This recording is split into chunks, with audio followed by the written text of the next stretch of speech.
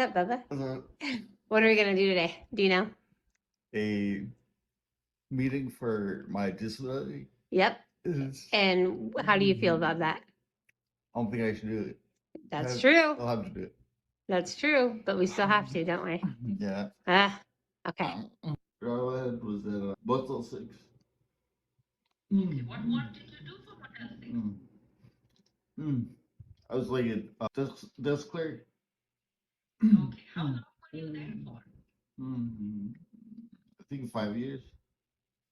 5 years. They must have liked you a lot. Yeah. When did you start working? What year was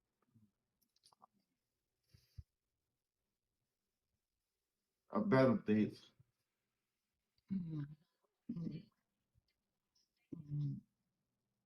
A 10.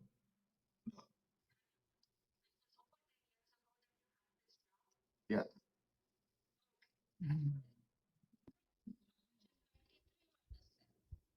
So, yeah.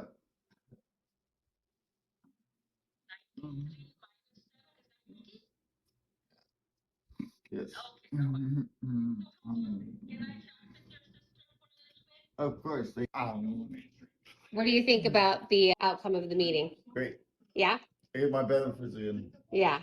What kind of questions did they 10 ask years. you? Yeah, 10 years. Um, Do you remember what kind of questions they asked you? My name is Yep. like what work or used to work. Yeah, a little math test. Yeah. Cool. I'm What glad is 100 minus 7? Yeah. Uh, All right. Cool. Peace out. peace. All right, so before Katrina starts, that is our Bub. He is one of our greatest supporters, and we know he's on with us because he always is. We love you, Bub, and thank you for doing that video. Can we get those t-shirts somewhere? Awesome t-shirt. Yeah. Yeah, that's his favorite. That's definitely his favorite shirt. I'm gonna combine the first two questions just for sake of time, maybe for Dr. Bonnie. Why is it that our loved ones have to do interviews with Social Security to prove their illness when HD is progressive? But then also, how can we prevent these interviews from needing to happen? Yeah, these are excellent questions. Number one, remember when we test for the gene, we are testing for something that was there since conception. So having this gene does not mean that people have a diagnosis of HD. That's important for people to remember when they go for their genetic testing anyway, that when you get this and it comes back positive, that does not mean you have Huntington's disease unless that there are symptoms, and my suggestion, going to a healthcare team to be able to make that diagnosis. So saying to Social Security, somebody who has no idea who we are, that I'm positive for this HD gene does not tell them anything. This is about how somebody can function. Can you do the job that you were doing before for maybe private insurance, your long-term or short-term disability, or for Social Security, can you have a gainful employment? So obviously this person online was asking these questions so that it sounded like a she could understand how this person was thinking and could they function right now. So there's a lot of, in terms of when I do these applications and help people, what I try to do, and to answer the second part of your question, is basically give that person who's going to look at this application a snapshot of everything that's going on for this person. So their gene test, neuropsychological testing, a cover letter from me that basically says this is what this person is capable of doing or not capable of doing, medical records that say these are the things that we saw in the clinic. So being able to create a story so that somebody who doesn't know you at all can open this up and say, this person is not going to be able to have gainful employment and therefore should get benefits. It sounded like with this gentleman that he was actually doing his review. So he did have benefits. And then this was something that Social Security says, we need to check in with you every so often to say, are you still not able to work? Should we continue giving you your SDI? So in terms of, this is something that HDSA has been working on in terms of educating Social Security and changing some of the laws and some of the language. So this is an ongoing issue that is happening. But for me, a lot of the times my patients and clients, whether it's HD Reach, don't have to do a lot of these interviews because I have pulled together a huge story to give to Social Security for their interview and to say that this is something that's not reversible, that it is progressive and will end, unfortunately, in death. so that we try to give this information to Social Security so that they can make this. But try to pull together everything you possibly can without giving too much. You're not going to be putting 1,000 doctors down. You want to give the information from your healthcare team that is working with you on your Huntington's disease, unless there's another disability that's going on. I hope that answered that question. Bonnie, I have a really quick question. I know that I was approached by Social Security and Mike was in final stages of HD, nonverbal. We were on hospice at this point, and they wanted to do a benefit review on him. And I said to them, he can't talk to you. He's bedbound, he's nonverbal. He can't do anything for you. And they said to me, you should have let us know that he was placed in a home, like a hospice, and then we wouldn't have done this review. Is that true? So in terms of where the benefits go, I think it can be helpful because you will get a caseworker. So this is something in terms of being able, it's more of a convenience thing that they shouldn't have to bother you. So either being able to say to Social Security, here's my caseworker, and I'm just going to let them know that my loved one has been placed, or my loved one is nonverbal, or my loved one is home on hospice care type of thing. I think it can be helpful just in terms of them flipping this over to say, we're not going to reach out and bother you with any of these reviews. So again, it is federal in the United States, so it's across all the states, but yet each person who works for Social Security has a different take on what they're supposed to do, and that makes it difficult. So I think more communication with Social Security versus less is going to be better in that situation. Thank you. Great. In this video, he was able to do some cognitive tests that were requested, but now only a few months later, it's more difficult. Does cognition typically decline this quickly? Yeah, Sam, I'll Sorry, yeah. My first thing is that it might have been 6 months ago that he had some mild cognitive impairment. And I do tend in our clinic, and it could be different, Sam can give you information, that I do like to have people come back every 6 months. And I can see that there's a difference, especially when people are on that slippery slope, when they're really starting to have difficulty. At the early onset, or the early stages, 6 months, you might not see something. But when people start to have that cognitive decline, for at least my experience, it tends to happen a little bit more of that slippery slope. So I can see a difference in 6 months. The good news is, again, this is information I can give to Social Security to say, only 6 months ago, we were here with maybe mild cognitive impairment, and now we're here. So this is showing a progression. And we do think, in the last line of my template is, I'm hopeful that you will grant this person the benefits that they deserve, because they're not going to have gainful employment.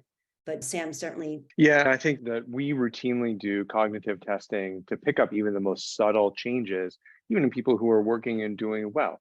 And we can often see that. And then when you do that serially every 6 to 12 months, you can see a change.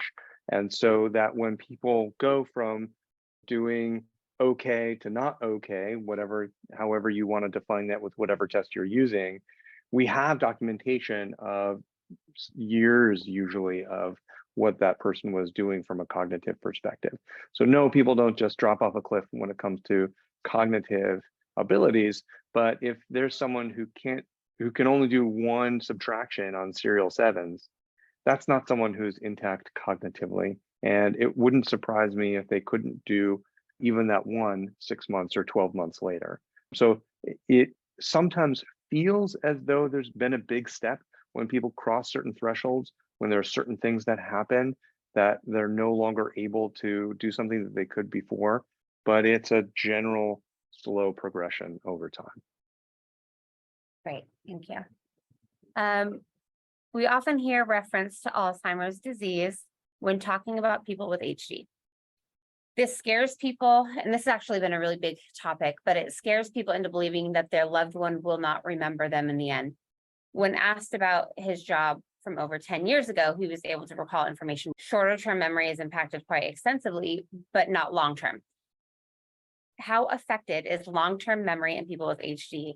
Will they likely remember loved ones at the end of their life?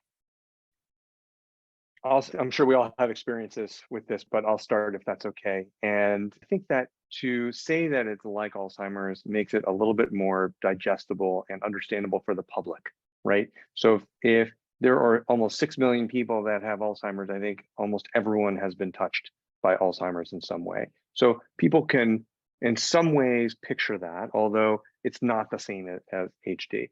And I think the memory aspect of HD is more preserved than many of us really think. As you mentioned, I go to Tewksbury Hospital. It's a place where there's about 50 people with advanced HD who need 24-hour care. And I will never forget one experience when I started going there in 2008, when I walked in, there was a gentleman, he was nonverbal, he didn't speak. But I told him that I was running the Boston Marathon because I did it in that year, and he had run 13 Boston Marathons. And he picked his head up and he turned to me and he smiled. So clearly he got it. He understood. There was an emotional response. He was able to hear and understand what I was saying and could relate that back to himself. Even though he couldn't move, he couldn't talk, he let me know that he understood and remembered. And so I always assume that people, no matter what state they're in, whether it's HD or something else, but I see more HD than anything, but I just assume people can hear and understand everything. And that's a person in the room. And I really try and emphasize that with learners that come through me. So through different institutions with me. So I don't think the memory issues that we see in HD are the same as others, but I think to make it relatable, that's, I don't want to say it's a marketing thing, but it makes it easier for people to get what we're coming at, since HD is not a common disease. And there's pros and cons with that. And I think you're absolutely right that we do throw around that term. It's a cousin of Alzheimer's disease. I've heard that being used as well. But I think it's really important, especially when you are working with children or talking to children about HD, because they're hearing this as well. And then they hear about somebody with Alzheimer's who doesn't recognize their own family. So I have had multiple young people come to me and say, my biggest fear is I'm going to walk into my house and my dad isn't going to recognize me and he's going to think I'm an intruder, or he's going to beat me up, or he's going to take a gun out. So I think this is really important that in our minds, we're thinking this is what we can relate to, but we really need to give important information to the rest of the family that our understanding is that he's still going to recognize you right to the very end. So please do keep that in mind. And I'm going to add, so I didn't write this, but it's on our HD Reach website. And it's been one of my favorite little quotes, but it says HD doesn't take away memories. It just makes them harder to remember. It's like having a document stored in your computer, but no good way to find it. And then we do go into a little bit more about prompting some of the more current memories and bringing those to the forefront, but giving time. And then I can also speak to my experience with hospice and end of life. And there are some very surreal things that happen around end of life. So with everyone talking about the differences of HD and Alzheimer's, there's definitely a lot of differences, and it is more palatable for other people to hear, oh, Alzheimer's and HD, it's like similar, because there's but it's still very different. And I believe personally that at end of life, there's something special that does happen there. So no matter what, talk to them, be there. They know your voice, they can hear you. And even if you do not believe it, they know exactly who you are. Absolutely. And it's so interesting. We talked about cognition, but I remember when I first learned about HD and my husband had it, I heard like the Alzheimer's, schizophrenia, and I was terrified. I was like, oh my gosh, my husband's going to be schizophrenic. He's going to hallucinate. He's going to have psychosis. I was terrified. My husband never had a hallucination. He never had psychosis. The psychiatric symptoms of HD were so minimal in my husband. His chorea was horrific. His cognition was horrific, but maybe a little depression and anxiety. And I lived in fear and I waited for it every day because it has to happen. That's what I learned. And it never did. I wasted so many years being scared of him, of what he was going to become, what he was going to do to me, our children, himself. And it never happened. So I think people really, know that they use this as a reference, but the family to know it doesn't mean it's going to happen to them.